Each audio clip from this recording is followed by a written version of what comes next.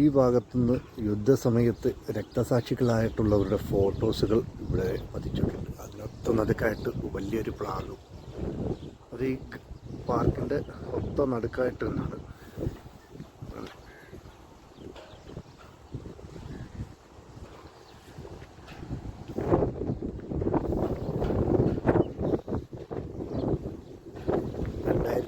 ാണ് ഇത് വെച്ചിരിക്കുന്നത് കേട്ടോ.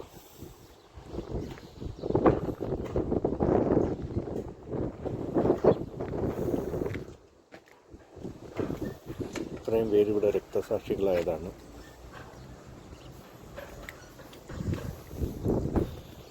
ഈ ഭാഗത്ത് നിന്ന് യുദ്ധത്തിൽ പങ്കെടുത്തവരാണ് മരണപ്പെട്ടവർ.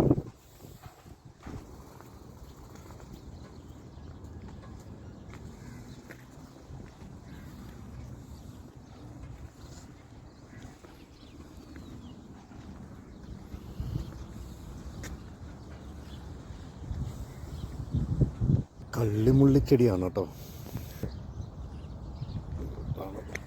കള്ളിമുള്ളിച്ചെടിയാണ്.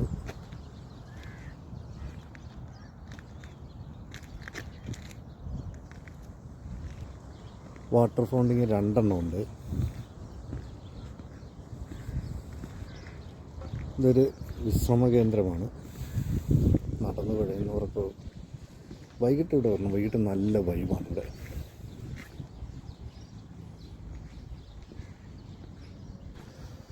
ഇവിടുത്തെ ജീവനക്കാരൊക്കെ എത്തിത്തുടങ്ങിയിട്ടുണ്ട്. ക്ലീനേഴ്സൊക്കെ എത്തിയിട്ടുണ്ട്. ഇപ്പോൾ ഈ വാട്ടർ ഫൗണ്ടിങ്ങൊക്കെ രാവിലെ ഓപ്പൺ ആക്കുമെന്നൊന്നും അറിയത്തില്ല.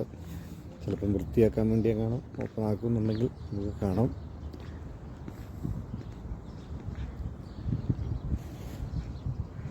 വെള്ളമൊക്കെ തെളിഞ്ഞ് നടക്കും.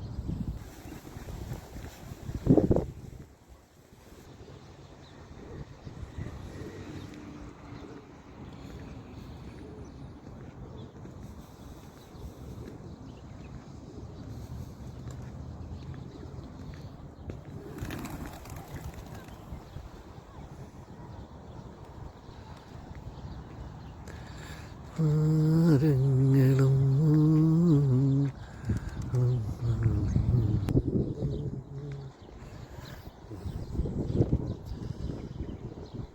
ഇവിടുത്തെ പാർക്കുകളുടെ എല്ലാം മെയിൻറ്റെയിൻ ചെയ്തുകൊണ്ട് പോകുന്നത്, വൃത്തിയായി മെയിൻറ്റെയിൻ ചെയ്തുകൊണ്ട് പോകുന്നതാണ്. സൂര്യൻ ഉദിച്ചു വരുന്നതിൻ്റെ കാഴ്ചയാണ്. ഉദിച്ചു വരുന്നേ ഉള്ളൂ.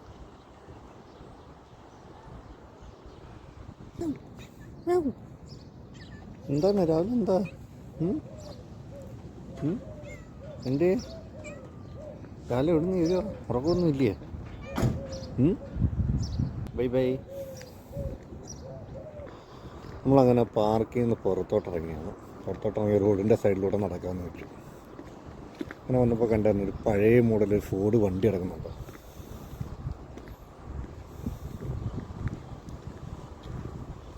എന്താ തലയെടുപ്പ്, എന്താ ഒരു മുഞ്ചെന്ന് നോക്കിയോ. എൻ്റെ മുന്നിലും വെള്ളയായിട്ട് എന്താ ഒരു മുഞ്ച്. അത് വിൽപ്പനയ്ക്ക് ഇട്ടിരിക്കുകയാണ് കേട്ടോ. അടിപൊളി.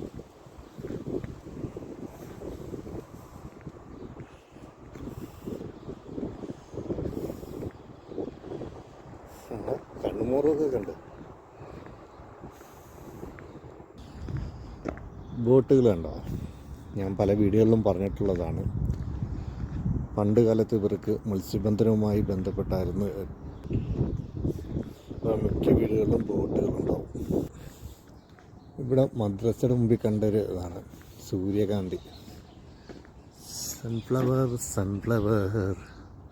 വേണ്ട, സൺഫ്ലവർ.